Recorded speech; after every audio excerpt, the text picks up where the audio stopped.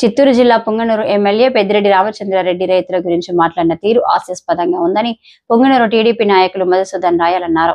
పొంగనూరులో సోమవారం Madhusudan royal media సమావేశంలో మాట్లాడుతూ టీడీపీ పాలనలో పొంగనూరులో నిరుద్యోగ యువతకు రానున్న రోజుల్లో పరిశ్రమలు ఏర్పాటు చేసి ఉపాధి అవకాశాలు కల్పించే విధంగా ప్రభుత్వం అన్ని చర్యలు చేపడుతుందని అన్నారు. సమావేశంలో కూటమి నాయకులు కార్యకర్తలు పాల్గొన్నారు. పత్రికా సమావేశం నిర్వహించి ఆ పత్రికా సమావేశం నందు రైతుల గురించి మాట్లాడడం జరిగింది. ఆయన రైతుల గురించి మాట్లాడుతూ ఉంటే మాకే కొంచెం హాస్యాస్పదంగా ఉంది.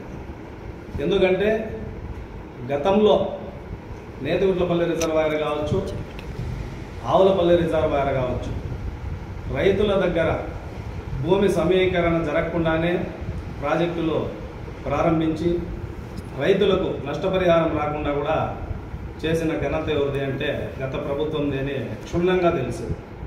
అదేవిధంగా మామిడి రైతుల గురించి మాట్లాడినాడు. వీళ్ళకే ప్రతిరోజు 200 టన్నుల పైన పల్పు తయారయ్యే పరిశ్రమ వీళ్ళకు ఉంది.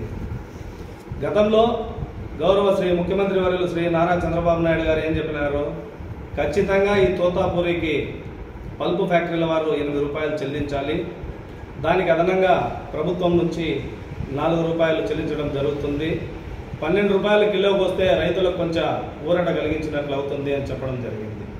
ఇప్పుడు ఇక్కడ శాసనసభ్యులకు రైతుల పైన అంత అమితమైన ప్రేమ ఉంది అని అనుకుంటే వీళ్ళ ఫ్యాక్టరీలో తయారయ్యే పల్పుకి కావలసిన మామిడికాయలు తీసుకొచ్చిన రైతులకు 8 రూపాయలే కాకుండా మరో 2 రూపాయలు అదనంగా చెల్లిస్తే ఏమైనా ఇబ్బందా అని అడుగుతున్నాం.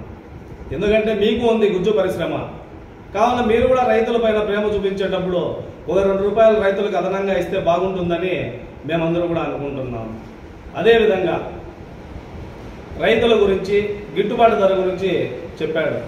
గతంలో మీ ప్రభుత్వంలో వరి ధాన్యం డబ్బులు సుమారు 84,724 మంది రైతులకు వరి ధాన్యం ఇవ్వకుండా ఉంటే కూటమి ప్రభుత్వం ఏర్పడిన తర్వాత గౌరవ శ్రీ ముఖ్యమంత్రి వర్యులు శ్రీ నారా చంద్రబాబు నాయుడు గారు ఆ రైతులకు ఆ ధాన్యం డబ్బులని 1674.47 కోట్ల రూపాయలని 2 విడతలుగా 1000 కోట్లు ఒకసారి, 647.47 కోట్లు ఒకసారి కూడా రైతుల ఖాతాల్లో జమ చేయడం జరిగింది. రైతుల విషయానికి వస్తే ఇది.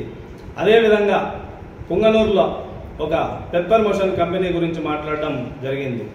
అదైతే మాకు కూడా చాలా ఆనందం అనిపించింది. ఎందుకంటే ప్రస్తుత కూటమి ప్రభుత్వం కూల్చే ప్రభుత్వం కాదు, డెవలప్ చేసే ప్రభుత్వం అని ఆయన నోటితోనే చెప్పడం జరిగింది. భారతదేశంలో ఆ పెప్పర్ మోషన్ కంపెనీ ఒక అతి పెద్ద కంపెనీగా నిలుస్తుందని కూడా చెప్పడం జరిగింది. అది మాకు చాలా సంతోషదగ్గ విషయం.